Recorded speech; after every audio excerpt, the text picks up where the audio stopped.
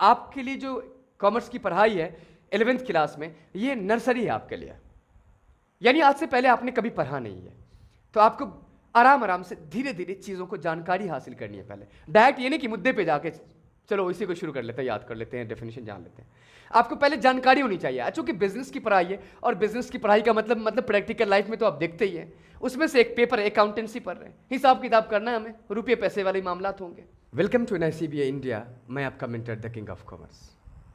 Corona session 2020 to 21 यानी 2020 और 21 session, इसका कोरोना सेशन नाम दिया गया है।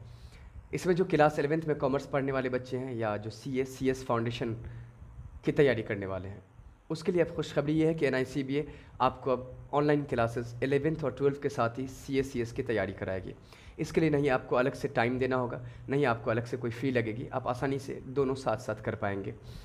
चूँकि लगभग सेम ही रहता है, कोई एक्स्ट्रा बस कुछ चीज़ें एक्स्ट्रा रहती है CS में, लेकिन वो जो प्रेशर होता है CA की तैयारी करने में बहुत ज़्यादा टफ है, वो सब चीज़ें अब नहीं रहेगी। आपको बासानी आप आसानी से कंप्लीट कर पाएंगे 11-12 के साथ। तो मेरे साथ जुड़ेंगे और अपनी पढ़ाई को कंप्लीट करेंगे, घर पे ही रहकर, खुद को और अपनी परिवार को सेफ रखकर। हाँ, अब एडमिशन का ज़माना अब शुरू हो रहा है, सब लोग एडमिशन हो रही, जैसे बिहार बोर्ड का एडमिशन स्टार्ट हो गया तो आप कराना शुरू कर लेंगे, लेकिन बाकी आपको जो पढ़ना है वो सिलेबस आप स्टार्ट करेंगे। तो क्लास 11th CA फाउंडेशन और CS फाउंडेशन का एक पेपर है अकाउंटेंसी। क्या है? अकाउंटेंसी। यहाँ देखेंगे सामने स्क्रीन पे, अकाउंटेंसी। इसका आज लेक्चर 1 लेकर मैं हाजिर हूँ, और आज के इस लेक्चर में हम लोग जानेंगे कि अकाउंटेंसी क्या होता है, अकाउंटिंग क्या होता है। यानी हम लोग सिर्फ इस पेपर का यानी अकाउंटेंसी का हम कुछ इंट्रोडक्शन जानेंगे आज, जिसमें कुछ वर्ड है जिसको जानना ज़रूरी है। NICB भारत की एक पहली संस्था है बिहार के अंदर जो हर साल अपने 12th बोर्ड में टॉपर रैंक रिजल्ट देती है। वो सिर्फ इसलिए कि बच्चे बहुत केयरफुली सुनते हैं और सुनकर बेहतरीन ढंग से डीपली नॉलेज हासिल करते हैं और एग्ज़ाम में अच्छा अटेम्प्ट दे पाते हैं। तो आप सिर्फ सुनने की कैपेसिटी बनाएंगे, बाकी मेरा टेंशन है, एग्ज़ाम का टेंशन।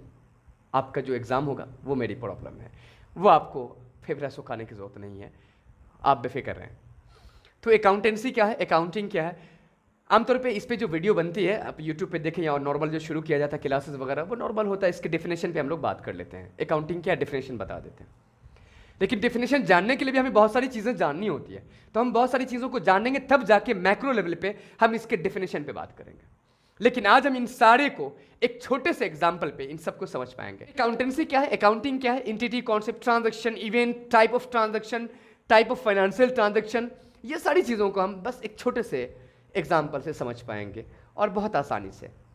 तो आज हम लोग आज के लेक्चर में बस इसी पे चर्चा करेंगे, ये बातों पे केयरफुली ध्यान देंगे। मान लीजिए, just imagine you are proprietor, you are a proprietor. मान लीजिए कि आप एक प्रोप्राइटर हैं, आप एक बिजनेसमैन हैं, आपने एक बिजनेस शुरू किया, ये रहा बिजनेस, टिंग टोंग, ये स्टेशनरी का बिजनेस आपका, पूरा झोपड़ा बना देते हैं। ये स्टेशनरी का बिजनेस है, यानी कॉपी कलम किताब आप बेचने वाले। आपने इसमें 2 लाख रुपया इन्वेस्ट किया। ये एक नॉर्मल बात है, बिना पढ़े लिखे लोग भी करते हैं बिजनेस, ऐसा होता है नहीं? 2 लाख रुपया पूंजी लगा दिया आपने, है ना? ये बात कोई पढ़ने वाली बात नहीं कि पढ़ेंगे तभी जानेंगे, ये बात तो नॉर्मल है ना। हाँ, तो 2 लाख रुपया आपने लगाया। इस 2 लाख रुपया लगाइएगा क्या? तो दुकान में ले जाके 2 लाख रख दीजिएगा, हो गया चालू बिजनेस? नहीं, अब उस 2 लाख रुपए में से आप जाइएगा, माल खरीद कर लाइएगा, कॉपी कलम किताब सब लेकर आइएगा, किताब दुकान में रखिएगा कि नहीं रखिएगा। तो आप मान लीजिए 1 लाख रुपए का इसमें से आपने माल परचेज किया, यानी आपने जो 2 लाख रुपया लगाया, इसमें से 1 लाख रुपए का आपने गुड्स परचेज कर लिया, खरीद कर ले आया, शॉप में रख दिया सजाकर, कोई दिक्कत नहीं ना है, समझ रहे हैं बात को? हाँ।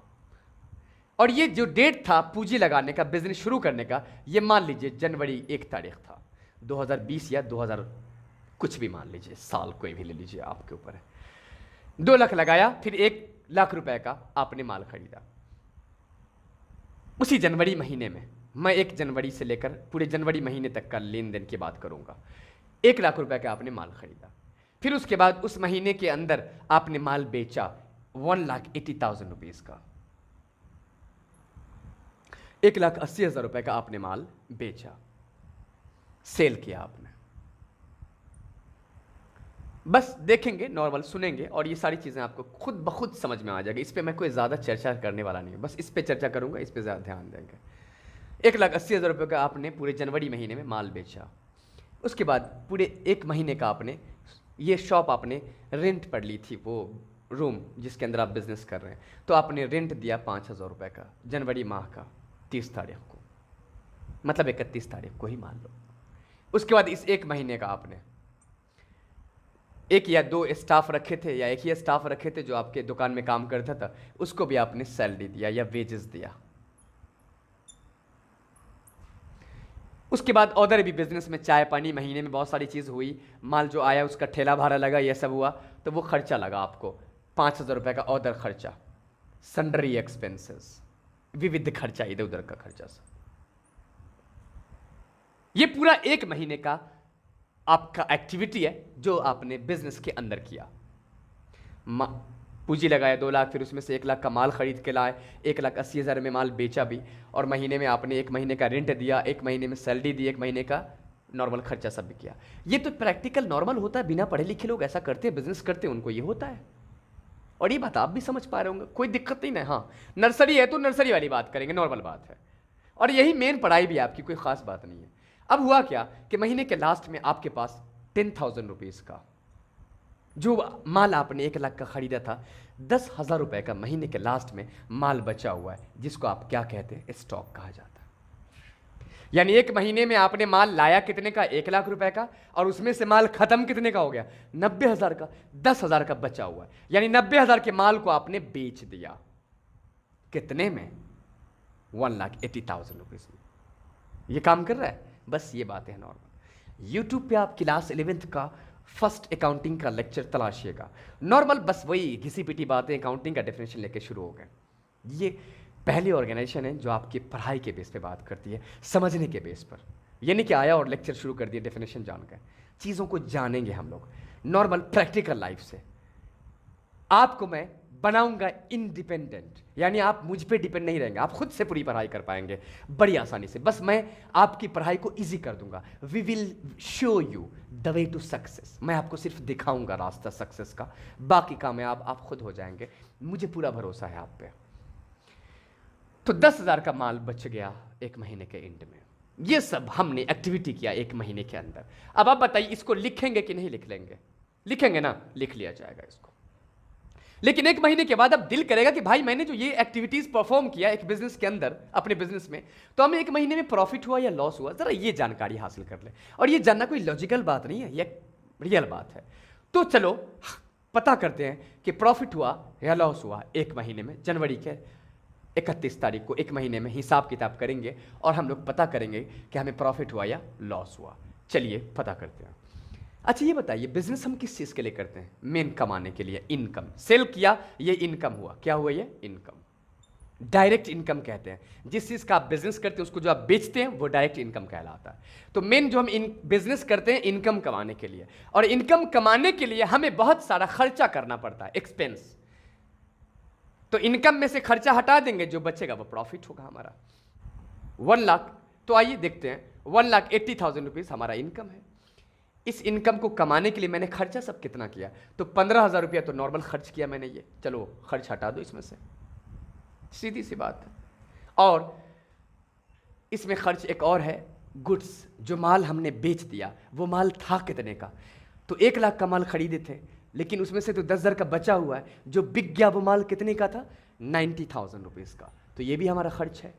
तो जो इनकम आप कमाते हैं उस पर किया गया खर्च ही उसमें से माइनस करते हैं। ये नहीं कि आपने जो माल पूरा खरीदा पूरा खर्चा में घटा देंगे। 10,000 का तो माल बचा हुआ है, वो अभी खर्च कहाँ हुआ हमारे? तो आप टोटल जो खर्च किए वो 1,05,000 रुपया, आपका जो प्रॉफिट होगा वो 75,000 रुपीज़ प्रॉफिट होगा। यहाँ तक समझ में आया या नहीं? कमेंट करके ज़रूर बताइएगा कि ये बात समझ पाते हैं कि नहीं समझ पाते हैं आप। ये समझ गए, 75,000 रुपये प्रॉफिट हुआ आपको आज के डेट में। महीने के लास्ट में अब हम देखते हैं कि हमारी पूंजी कितनी थी। तो हमने टोटल पूंजी लगाया था कितना? 2,75,000 प्रॉफिट हुआ।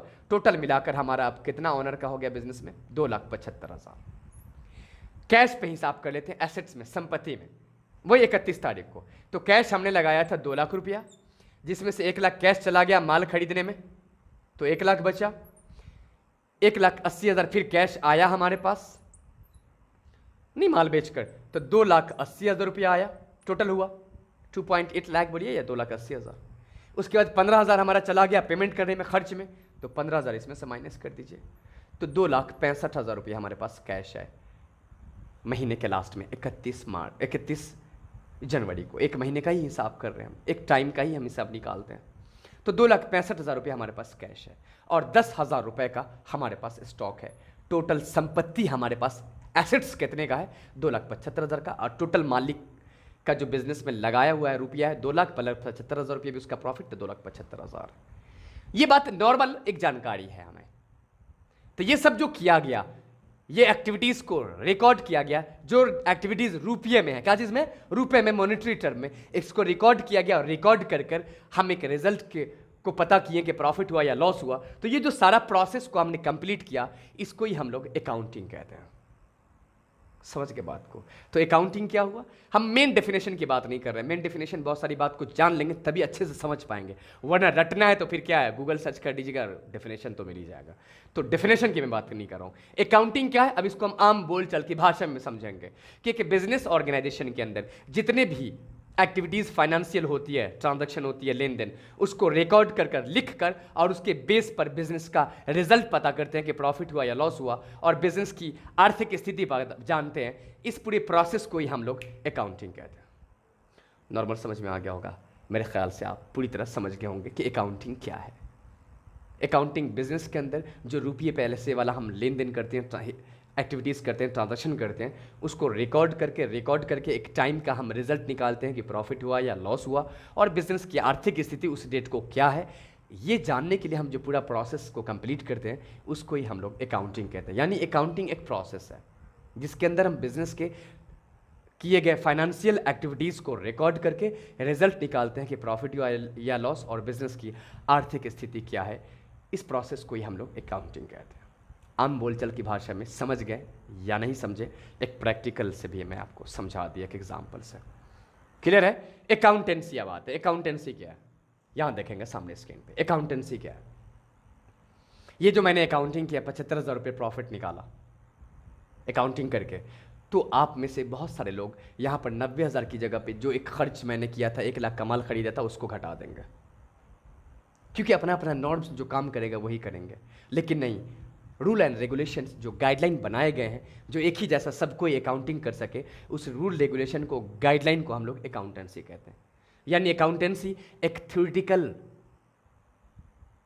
पहलू है, थ्योरेटिकल एस्पेक्ट है, गाइडलाइन है, टेक्निक है, रूल रेगुलेशन है, जिसका इस्तेमाल हम अकाउंटिंग करने में करते हैं। क्या करने में? अकाउंटिंग करने में। वरना सब अपने अपने नॉर्म्स का इस्तेमाल करेगा और अलग अलग प्रॉफिट निकाल देगा, जिसकी वजह से हमारे अकाउंटिंग प्रोफेशन पे एक गलत इंपैक्ट होगा। तो इस कंफ्यूजन को अवॉइड करने के लिए, और एक ही जैसी अकाउंटिंग सबको ही सीख सके और सबको अकाउंटिंग करे एक जैसा, उसके लिए जो रूल रेगुलेशन गाइडलाइन बनाया गया, उसको हम लोग अकाउंटेंसी कहते हैं। समझ के बात को।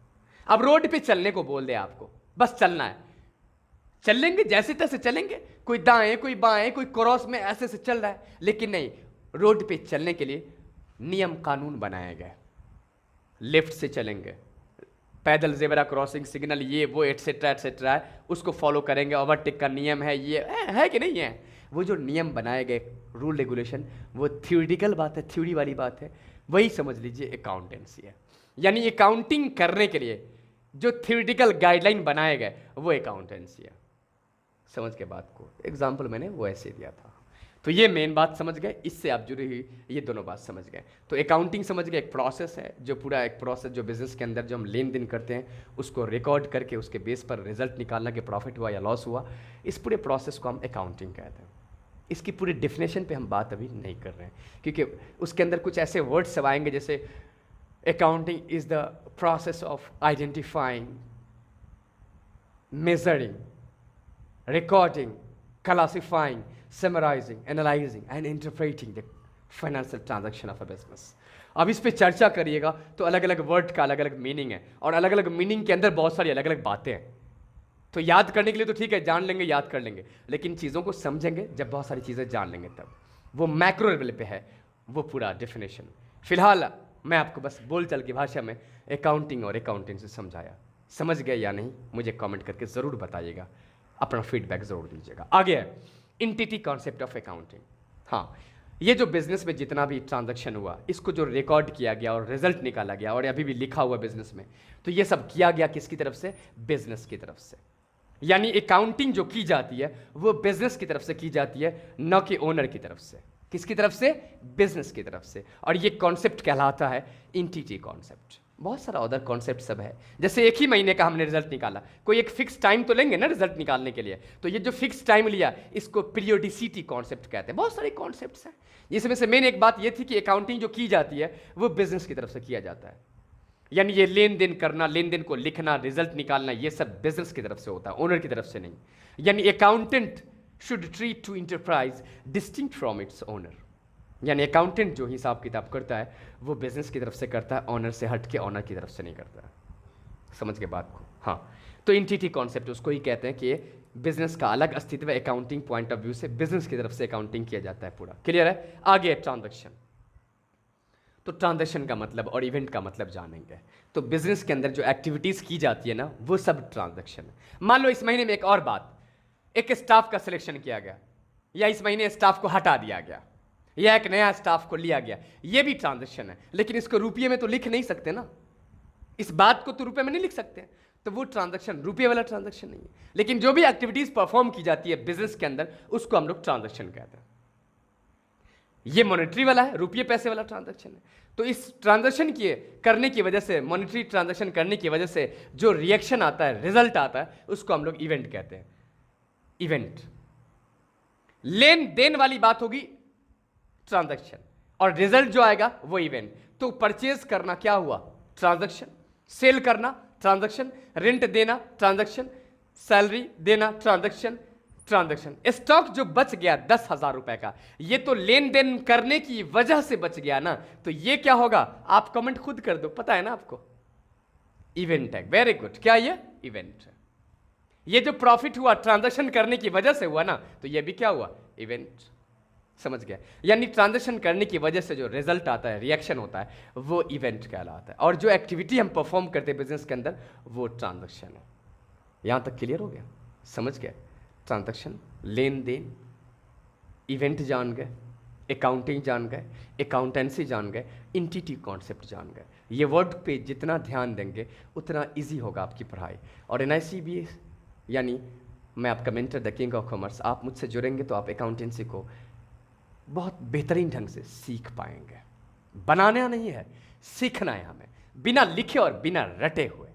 हाँ, चलिए, तो मैं इसको हटाता हूँ और शुरू करूँगा, फिर आगे के कुछ वर्ड्स पे बात करूँगा, आगे के कुछ टॉपिक पे। तो ये बताएं, जब तक मैं इसको हटा रहा हूँ आप ये बताइए, ट्रांजैक्शन किसकी तरफ से किया जाता है? कौन करता है ट्रांजैक्शन? बिजनेस की तरफ से या ओनर की तरफ से? ये भी कमेंट कर दीजिए, फिर मैं बताऊंगा इसको ये हटाने के बाद। जब तक आप कमेंट कीजिए, मैं ज़रा देखूँ आप क्या बताते हैं।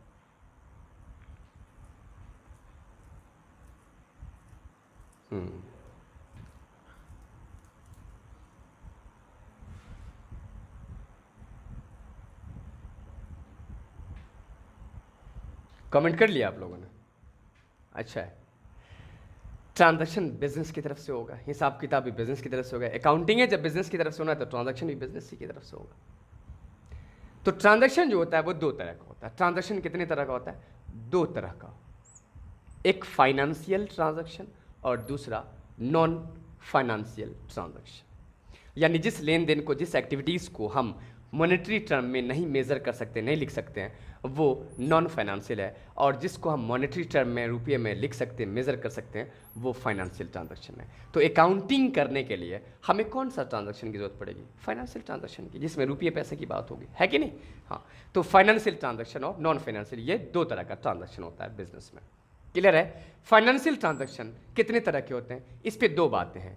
एक, पुराने ज़माने की सोच के हिसाब से ट्रेडिशनल अप्रोच, और एक मॉडर्न अप्रोच। तो हम पहले बात करेंगे ट्रेडिशनल अप्रोच पे। तो ये बात तो क्लियर हो गई कि ट्रांजैक्शन करता कौन है? बिजनेस की तरफ से। तो बिजनेस की तरफ से जो ट्रांजैक्शन किया जाएगा किसी पर्सन के साथ, किसके साथ? पर्सन के साथ, या किसी ऑर्गेनाइजेशन के साथ। किसी पर्सन या ऑर्गेनाइजेशन के साथ जो लेन देन किया जाएगा, वो वाला ट्रांजैक्शन पर्सनल ट्रांजैक्शन कहलाएगा। कौन सा? पर्सनल ट्रांजैक्शन कहलाएगा। ट्रेडिशनल सोच के हिसाब से हम बात करें, जैसे फॉर एग्जाम्पल राम को 10,000 रुपए का माल बेचा गया, तो राम यहाँ पे एक पर्सन है, उसके साथ लेन देन किया गया, तो ये लेन देन पर्सनल ट्रांजैक्शन कहलाएगा। क्लियर है? बैंक में 10,000 रुपये जमा किए, तो बैंक एक संस्था है, ऑर्गेनाइजेशन है, उसके साथ हमने लेन देन किया, तो ये वाला ट्रांजैक्शन पर्सनल ट्रांजैक्शन होगा। क्लियर है? लेकिन याद रहे कि पर्सनल ट्रांजैक्शन को बिजनेस में हम तभी रिकॉर्ड करते हैं, लिखते हैं, जब उसके साथ हमारा कोई उधार में बात हुआ हो, कर्ज में बात हुआ हो। खैर इस पे तो हम बाकी आगे चर्चा करेंगे, अभी तो कुछ भी नहीं है। आज हम नॉर्मल इंट्रोडक्शन जान रहे हैं, बस नॉर्मल सी बात जान रहे हैं। नर्सरी क्लास है भैया, थोड़ी थोड़ी नॉर्मल सी बात करेंगे, कुछ मुद्दे की ज़्यादा बात नहीं करेंगे। हाँ, तो बिजनेस किसी पर्सन के साथ या किसी संस्था के साथ जो लेन देन करेगा, उस लेन देन को, उस ट्रांजैक्शन को, उस फाइनेंशियल ट्रांजैक्शन को हम लोग पर्सनल ट्रांजैक्शन कहेंगे। कौन सा ट्रांजैक्शन? Personal transaction. क्लियर हो गया? अब आइए दूसरा, एसेट्स एंड प्रॉपर्टीज वाला ट्रांजैक्शन। यानी बिजनेस कुछ ऐसा लेन देन करेगी जिसमें बिजनेस के पास कोई संपत्ति आएगा या कोई संपत्ति जाएगा। यानी बिजनेस में कोई एसेट्स बढ़ेगा या कोई एसेट्स घट जाएगा, वैसा वाला ट्रांजैक्शन ना लेन देन एसेट्स एंड प्रॉपर्टी वाला ट्रांजैक्शन होगा। जैसे 10,000 रुपये जमा किए बैंक में, तो 10,000 कैश गया मेरे पास से, आराम से 10,000 रिसीव किए, तो कैश यहाँ पर रिसीव हुआ। मशीन खरीदी गई, मशीन बिजनेस में आया, यूज होगा। फर्नीचर खरीदा गया यूज करने के लिए, बिजनेस के नाम पे लैंड खरीदा गया, बिजनेस के नाम पे बिल्डिंग खरीदी गई, ट्रक मोटर कार खरीदा गया, ये सब क्या है? एसेट्स है। तो जो लेन देन एसेट्स वाला बात होगा वो एसेट्स एंड प्रॉपर्टीज वाला ट्रांजैक्शन कहलाएगा। ये सारी बात सामने स्क्रीन पे है, आप इसको जरूर देख लीजिएगा। चाहे तो आप इसको कॉपी जरूर कर लीजिएगा, लिख लीजिएगा कॉपी में। फर्स्ट डे आज पहला लेक्चर है, नॉर्मल सी मैं बातें करने के लिए आज आया हूँ। कुछ खास बात नहीं है, लेकिन बहुत खास बात भी है जो मैं आज बताने जा रहा हूँ। तो लेन देन पुराने ज़माने के हिसाब से जो बोलेंगे, ट्रेडिशनल हिसाब से, वो 3 तरह का है। पहला पर्सनल ट्रांजैक्शन, यानी वो लेन देन जो किसी पर्सन या ऑर्गेनाइजेशन के साथ किया जाएगा, वो लेन देन पर्सनल ट्रांजैक्शन। ये कौन करेगा ट्रांजैक्शन? बिजनेस। किसके साथ? पर्सन या ऑर्गेनाइजेशन के साथ, तो वो वाला लेन देन पर्सनल ट्रांजैक्शन होगा। दूसरा है एसेट्स एंड प्रॉपर्टी वाला, यानी बिजनेस वो लेन देन करेगा जिसमें बिजनेस में एसेट्स या प्रॉपर्टी बढ़ेगा या घटेगा, वो वाला लेन देन एसेट्स एंड प्रॉपर्टी वाला लेन देन होगा। तीसरा है इनकम एंड एक्सपेंस वाला ट्रांजैक्शन। कौन सा वाला? इनकम एंड एक्सपेंडिचर वाला ट्रांजैक्शन। वो लेन देन जिसमें हम पेमेंट करेंगे फायदा उठाने के लिए, एक्सपेंस वाला बात हो गया, या हम रिसीव करेंगे जो वापस मुझे नहीं करना है, तो वो इनकम वाला ट्रांजैक्शन हो गया। जैसे मजदूर को मजदूरी दी गई, रेंट दिया गया, कमीशन दिया हमने, अदर कोई खर्च सब किया, वो खर्चे वाला बात हो गया। माल बेचा, इनकम हुआ। ये कहीं से कमीशन मिला बिजनेस को, इनकम हुआ। तो इनकम और एक्सपेंस, यानी जितना भी ट्रांजैक्शन करते हैं बिजनेस में, उन ट्रांजैक्शन, फाइनेंशियल ट्रांजैक्शन की बात हो रही है, वो फाइनेंशियल ट्रांजैक्शन 3 तरह का होता है। Personal transaction, assets and property वाला ट्रांजैक्शन, और इनकम और एक्सपेंडिचर वाला ट्रांजैक्शन। यानी ट्रेडिशनल हिसाब से फाइनेंशियल ट्रांजैक्शन 3 तरह का होता है। ये बात समझ गए तो ज़रूर कमेंट करके अपना फीडबैक दर्ज कराते जाइए, जिससे मुझे लगे कि मैं शायद सही लोगों पर मेहनत कर रहा हूँ या मेरा मेहनत सही जा रहा है। थैंक यू वेरी मच इतना तक के लिए। अब आगे चलिए, अब ये नहीं कि मैं जाने के लिए कह रहा हूँ। अब आगे नेक्स्ट टॉपिक। ये तो पुराने ज़माने के हिसाब से हो गया, ट्रेडिशनल सोच के हिसाब से। अब मॉडर्न ज़माने के हिसाब से बात करेंगे, फाइनेंशियल ट्रांजैक्शन कितने तरह का होता है। समझ में आ रहा है ना? हाँ, नॉर्मल बात सब है, कोई खास बात नहीं।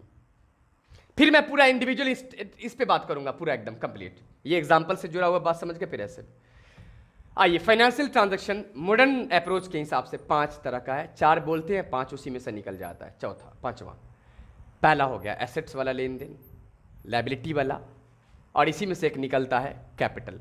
उसके बाद इनकम वाला और एक्सपेंस वाला। बिजनेसमैन किस चीज़ के लिए करते हैं? इनकम कमाने के लिए, और इसी इनकम को कमाने के लिए हम खर्च करते हैं, या अपने बिजनेस में एसेट्स रखते हैं, या अपने ऊपर कर्ज लाते हैं बिजनेस के ऊपर। समझ रहे हैं ना? हाँ। तो बिजनेस के अंदर जो लेन देन होता है वो मॉडर्न ज़माने के हिसाब से बोलेंगे तो 5 है। 4 बोलिए या 5, 4 बोलिएगा तो भी अंदर में 5 आएगा ही। पहला एसेट्स, यानी वो लेन देन जिसमें संपत्ति बिजनेस में आए या जाए, वो वाला ट्रांजैक्शन एसेट्स वाला ट्रांजैक्शन है। जैसे cash, machine, building, motor car, ये वाला जो लेन देन होगा वो एसेट्स वाला ट्रांजैक्शन होगा। उसका लायबिलिटी वाला, यानी वो ट्रांजैक्शन जिस ट्रांजैक्शन में बिजनेस के ऊपर कोई कर्ज आए या कर्ज खत्म हो, लायबिलिटी आए, लायबिलिटी खत्म हो, वो वाला लायबिलिटी वाला ट्रांजैक्शन कहलाता है। ये 2 तरह के लोगों का कर्ज होता है, एक मालिक के नाम का बिजनेस के ऊपर कर्ज रहता है, एक बाहर वाले का। बाहर वाले का जो कर्ज होता है बिजनेस के ऊपर, उसको लायबिलिटी बोलते हैं, और जो ऑनर के नाम का कर्ज होता है उसको कैपिटल बोलते हैं। क्या बोलते थे? कैपिटल। तो ये बिजनेस इसको लिख लेती है, बिजनेस की तरफ से ही तो अकाउंटिंग होती है ना, यहाँ पे भी क्लियर हो गया आपको। तो वो वाला लेन देन जिसमें बिजनेस के ऊपर कर्ज बढ़ रहा हो या कर्ज घट रहा हो, चाहे वो बाहर वाले का या ऑनर के नाम का, तो वो वाला ट्रांजैक्शन लायबिलिटी वाला ट्रांजैक्शन कहलाता है। क्लियर हो गया? जैसे मालिक ने 10,000 रुपये लगाया तो मालिक का कर्जा बढ़ रहा है बिजनेस के ऊपर, तो कैपिटल नाम से लिखाएगा। या बाहर से लोन लिया तो लोन कर्ज लायबिलिटी बढ़ रहा है या लायबिलिटी में लिखाएगा। यानी जिस लेन देन में कर्ज बढ़े बिजनेस के ऊपर या वापस करेंगे तो कर्ज खत्म हो जाएगा, तो वैसा वाला लेन देन लायबिलिटी वाला लेन देन कहलाएगा। क्लियर है? हाँ। आगे इनकम का ट्रांजैक्शन और एक्सपेंस वाला ट्रांजैक्शन, यानी जिस लेन देन में बिजनेस में इनकम आ रहा हो, जिस लेन देन में एक्सपेंस हो रहा हो, वो वाला लेन देन इनकम और एक्सपेंस वाला लेन देन होगा। मजदूरी पेड किया, खर्चा। माल बेचा, इनकम। कमीशन रिसीव किए बिजनेस में, इनकम। कमीशन पेड किए, खर्च। इंटरेस्ट पेड किए, लोन लिए हुए थे तो खर्च। ट्रैवलिंग चार्ज पेड किए, गाड़ी भाड़े पेड किए, जो भी इलेक्ट्रिसिटी दिए, जो भी खर्च। तो कहने का मतलब ये कि मॉडर्न के हिसाब से 4 तरह का बोलेंगे। जैसे 5वां कर्ज तो 2 तरह का होता है, एक मालिक के नाम का कर्जा बिजनेस के ऊपर होता है, एक बाहर वाला। कर्ज मतलब लायबिलिटी, बोझ बिजनेस के ऊपर। तो बिजनेस के पास अपना तो कुछ नहीं होता है, कहीं ना कहीं से वो लेता ही है और उसी से बिजनेस चलता है। तो कहने का मतलब ये रहा कि ये था पुराने और नए अप्रोच को मैं अब मिलाऊंगा।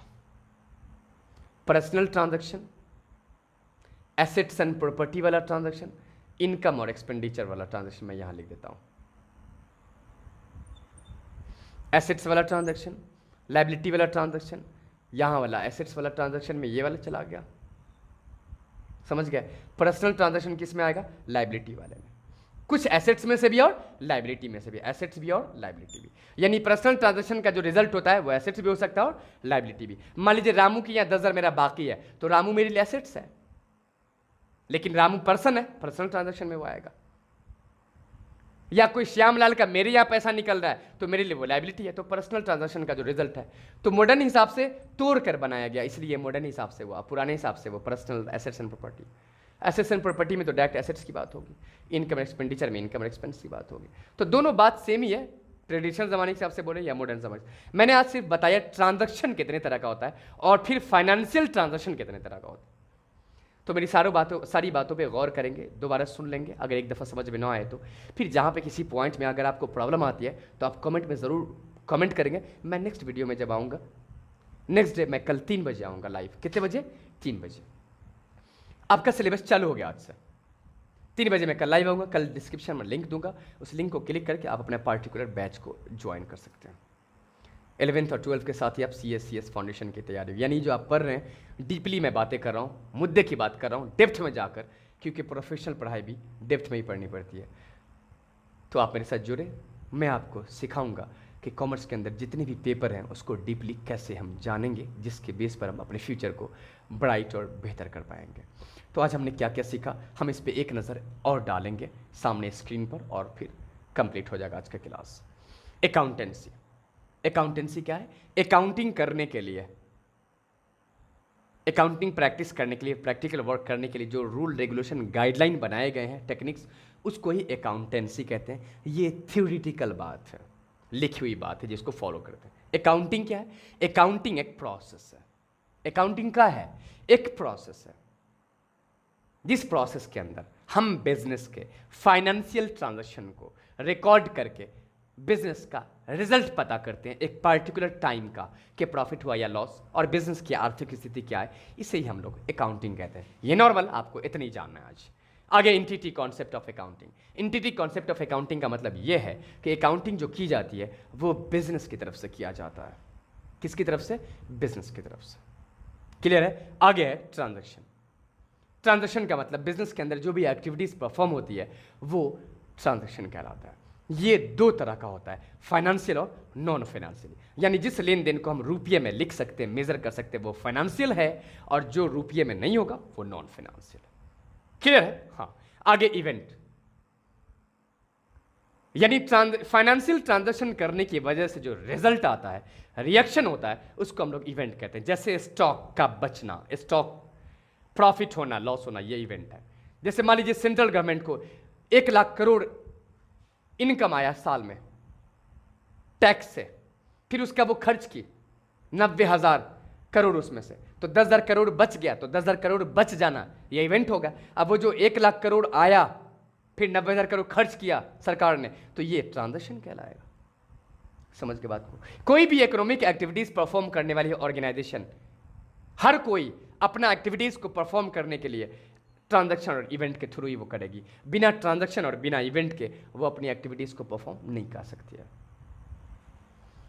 मैं नॉर्मल बोलचाल की भाषा में मैं नॉर्मल बातचीत किया हूं आज। याद समझ गए, ट्रांजैक्शन समझ गए, इवेंट जान गए। हाँ, अब आगे टाइप ऑफ ट्रांजैक्शन। तो टाइप ऑफ ट्रांजैक्शन दो तरह के लेन देन होते हैं, फाइनेंशियल और दूसरा नॉन फाइनेंशियल। क्लियर है? हाँ, जो रुपये में लिख सकते हैं, मेजर कर सकते हैं फाइनेंशियल, जो ना कर सकते नॉन फाइनेंशियल। आगे है टाइप ऑफ फाइनेंशियल ट्रांजैक्शन। तो type of financial transaction traditional approach के हिसाब से 3 है, personal transaction, assets and property transaction, और तीसरा इनकम एंड एक्सपेंडिचर ट्रांजैक्शन। मैं थोड़ा सा बढ़ा देता हूं ऊपर।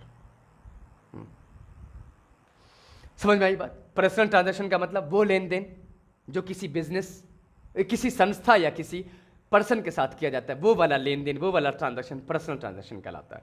दूसरा एसेट्स एंड प्रॉपर्टी वाला ट्रांजैक्शन, यानी वो ट्रांजैक्शन जिसकी वजह से बिजनेस में कोई एसेट्स आ रहा हो या कोई संपत्ति जा रहा हो, वो वाला ट्रांजैक्शन एसेट्स एंड प्रॉपर्टी वाला ट्रांजैक्शन कहलाता है। इनकम एंड एक्सपेंडिचर, जिसमें बिजनेस इनकम कमा रही हो या पेमेंट करके खर्च कर रही हो, वो वाला ट्रांजैक्शन इनकम और एक्सपेंडिचर वाला ट्रांजैक्शन कहलाता है। ये ट्रेडिशनल अप्रोच के हिसाब से, पुराने सोच के हिसाब से। आगे मॉडर्न जमाने के हिसाब से, मॉडर्न अप्रोच के हिसाब से एसेट्स वाला लेन देन, यानी वो लेन देन जिसमें बिजनेस में एसेट्स बढ़े या एसेट्स घटे, वो वाला लेन देन एसेट्स वाला ट्रांजैक्शन होगा। जैसे किसी लेन देन में बिजनेस में कैश आया या कैश गया, फर्नीचर बढ़ा बिजनेस में, मशीन खरीदा गया, ये सब लेन देन एसेट्स वाला ट्रांजैक्शन होगा। संपत्ति कहते हैं हिंदी में। लायबिलिटी मतलब बोझ, कर्ज। तो बिजनेस के ऊपर अपना कुछ नहीं होता, वो कर्ज लेती है। तो जिसमें सबसे पहला जो कर्ज देने वाला मेन होता है वो ऑनर होता है, जो पूंजी लगाता है। तो ऑनर के नाम का जो कर्ज होगा बिजनेस के ऊपर, वो कैपिटल वर्ड से लिखा आएगा। तो बिजनेस को ऑनर जब भी कुछ देगा, ये वाला लेन देन बिजनेस लिखेगी किस नाम से? कैपिटल नाम से। ऑनर का नाम है लेकिन नाम ना लिखते हैं, कैपिटल वर्ड लिखते हैं। तो ये लायबिलिटी है, बोझ है बिजनेस के ऊपर मालिक के नाम का। तो जिस लेन देन में बिजनेस के ऊपर बोझ बढ़े, कर्ज बढ़े, वो वाला लेन देन लायबिलिटी वाला लेन देन है। ऑनर के नाम का बढ़ेगा तो कैपिटल में लिखेंगे, बाहर वाले किसी का कर्जा बढ़ेगा बिजनेस के ऊपर तो लायबिलिटी कहलाएगा वो। जैसे मान लीजिए बाहर से किसी से लोन लिया गया, लोन, तो ये लोन लायबिलिटी में आएगा, और ऑनर ने कुछ दिया पूंजी के तौर पे, वो तो कैपिटल लिखाएगा। समझ गए? तो जो लेन देन की वजह से बिजनेस में कर्ज बढ़ रहा हो या कर्ज खत्म हो, वो वाला लेन देन लायबिलिटी वाला ट्रांजैक्शन कहलाता है। क्लियर है? आगे इनकम वाला, यानी जिसमें हम कमा रहे हो, हमारे पास रिसीव हो रहा हो, जो वापस नहीं होगा, वो इनकम वाला लेन देन होगा। और खर्च वाला मतलब जिसमें हम पेमेंट कर रहे हो कोई फ़ायदा उठाने के बदले में, तो वो एक्सपेंस वाला ट्रांजैक्शन होगा। ये मॉडर्न हिसाब से। ये नॉर्मल सी बात मैंने आज की है, कल मैं इसी पे मुद्दे पे बात करूँगा। इस पर बहुत दूर है अभी जानना एक्चुअल में अकाउंटिंग क्या है, बुक कीपिंग क्या है, डबल एंट्री, एटसेट्रा एटसेट्रा, बहुत सारी चीज़ें हैं। लेकिन बहुत सारी छोटी छोटी चीज़ें हम जानते हुए वहाँ तक पहुँचेंगे कि वो चीज़ें आपको बहुत आसान लगे। इसके लिए मेरे साथ जुड़े और कंटिन्यू अपना क्लास करें। मैं कल के क्लास में डिस्क्रिप्शन में लिंक ज़रूर दे दूँगा, आप उससे आप क्लास को ज्वाइन करें। फिलहाल अभी यूट्यूब पे आप क्लास करते रहें कंटिन्यू, और अपना फीडबैक देते रहें कमेंट बॉक्स में कि आपको कैसा लगा, आप सीख पा रहे हैं या नहीं सीख पा रहे हैं। Thank you very much. दीजिए मुझे इजाज़त, मिलते हैं नेक्स्ट डे।